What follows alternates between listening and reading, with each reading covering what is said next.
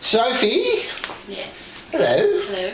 Congratulations on Animals. Thank you. Now, how's Animals travelling? Good. Yeah, great. I mean, Animals is it's in cinemas in the UK and Ireland right now. It's been there for 5 weeks, so we're pretty happy about that.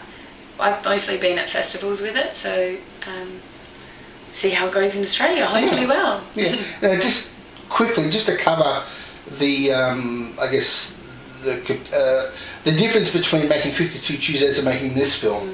I'm very keen to know how you would characterise how different you are as a director from 5 years ago when 52 Tuesdays came out. What's the major difference that you see in yourself as a director? Wow, what a great question. Oh my God. Well, I mean, truthfully, I have more confidence as a director, but that's not necessarily that doesn't necessarily change what I do, but I feel more content in the way that I work, because the way that I work is, I would say, quite vulnerable. Like, I'm very revealing of myself to the people I collaborate with. I'm not very, I don't walk onto set and say this is how it's going to be. I'm very open and ask a lot of questions and ask for people's input back. Do you know? And in a lot of ways, I feel more confident about that process now, to embrace that and not to try and hide any part of that vulnerability. So that's the biggest change for me. I mean, I have a team of people that have worked on a bunch of stuff with me, and they trust me and they help to build a set that has that culture as well. So that's the change. Okay, now look, there has been a lot of rhetoric with Australian films and filmmakers about this, we must do our own stories and tell our own stories and in our own voice, yada, yada, yada. It's been around for a long time. So here you are with your second film, setting a film in Ireland. It's an Irish-Australian co-production, but basically it's about a couple of Irish girls in Ireland. Sophie Hyde, you traitor to your culture. Why did you do that? Or are we past that point now of being insecure about it? Well, it's a really interesting thing. I mean, when I read Emma's book, I really relate to the characters. I think they're characters that sit across different cultures. I think they're really specific inside their own cultures. So those girls will be different in Australia than they are in Ireland, than they are in Manchester. But the other thing is, I strongly believe that the voice of Australian film is the filmmaker's voice. It's not the accent. And so I don't believe that you have to have Australians in it or it be about Australians. I think it's the take. Who's telling the story matters. So this is an international film because there's many of us whose voice it is. But it is distinctly Australian, and the reason it is because I'm Australian. This isn't intended to be a hugely insulting question, and I am asking it for a reason. But is Animals a chick flick? How do I answer that? Well, look. Is it intended for a female audience? I mean, the thing about that question is I don't want to dismiss what a chick flick is, and I don't want to say that it's only for women. But what I will say is that I saw Les Miserables, a great French film the other day, and it's only men in that film. But no one's ever called it a male film. No one said it's a men's film, that it's a men's audience. And I just wish that, we could have the same thing. We're just not used to seeing films that are made by women, and men haven't grown up identifying with women in the same way. And so we still do have a problem with this. Well, yeah. And this is the only justification of me asking you that inflammatory question. Yeah. Because I realised while I was watching your movie that I am a non-binary film critic and always have been. It's never mattered who made it, who's in it, if it's a male story or a female story. There's an old Australian film called For Love Alone, which you might never have heard of. A beautiful film made in the mid-80s, came and went like that. I love that movie, and it stars Helen Boudet, and it's all just about this young woman's search for love, and that's it. It's a beautiful, beautiful film. I love that film. So... Well, I mean, I grew up identifying always with male protagonists. That's what we all do. I think, there is, as I said, there is a distinct point of view, and it's a point of view not much seen of female filmmakers still, do you know? But I know that men relate to Laura, the character. You know, there's no reason. Her experience isn't solely gendered. There are specifics in her experience that are about gender.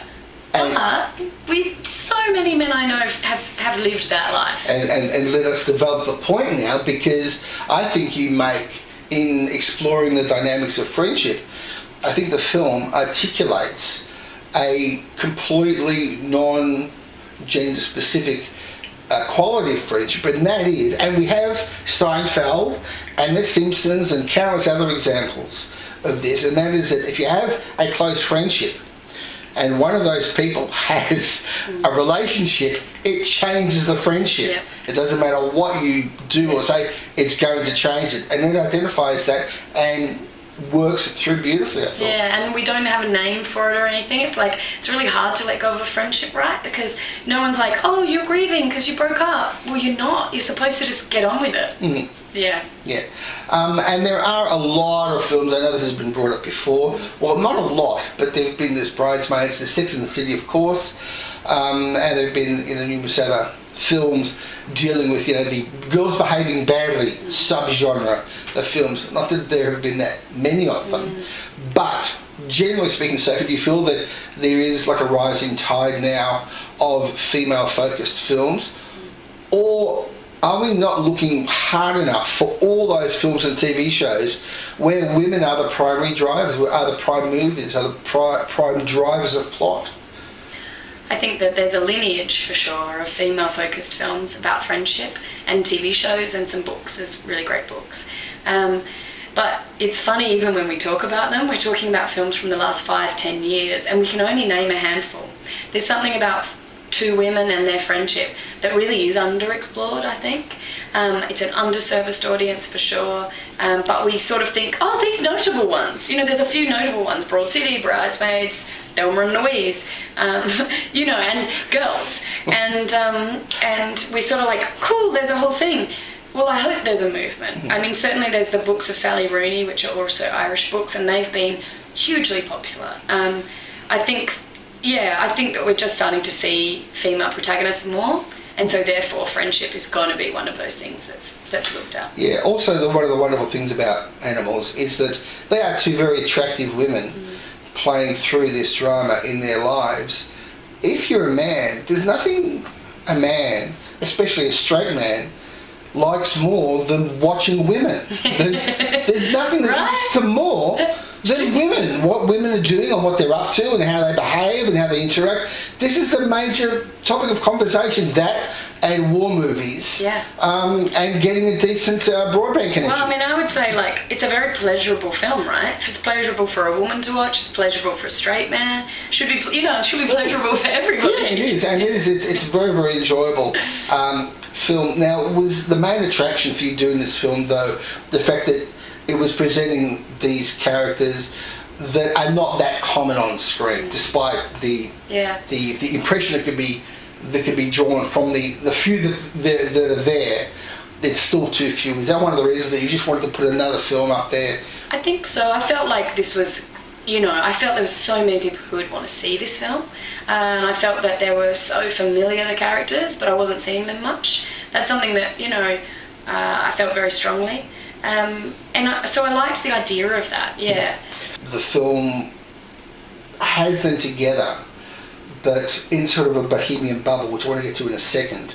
But they are actually in search, although they seem so content, they're both in search of, an authentic life, a life that properly defines them, which actually is one thematic similarity with 52 Tuesdays. Yeah. This is an interest of yours? I love characters who are searching for clarity and who are fighting for it hard, and I guess I like characters who try. I do. I like characters who work at their things and try and understand themselves and try and change and don't settle and won't accept the status quo. And I think the women in Animals, both of them together, really try and work out what they believe and then try and live by that. And that's a very appealing thing for me. Right. The other great thing I like about the film is Bohemia, or the illusion of Bohemia. The Bohemia, or a Bohemian lifestyle. Yeah. And this is in the film. The film seems to say that a Bohemian lifestyle is only possible with a lot of denial of the outside world. And it's a very, very fragile thing that can come apart once the prick of reality comes in. You just need one to burst the bubble, and then everything goes out of balance. Is that something you identified when you were reading the book, that it was building this, that the girls live in this kind of self-deluding bubble?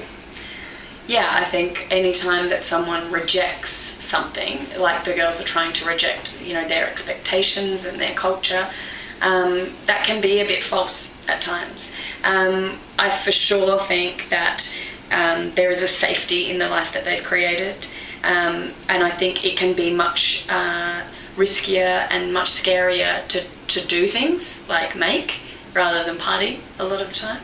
I think, is it bohemia? I mean, I think they get trapped in a world where they're trying to live large, but in fact they're doing the same thing over and over, and they're not very free. Yeah. Living a bohemian life, fabulous, but you can't necessarily make anything inside that.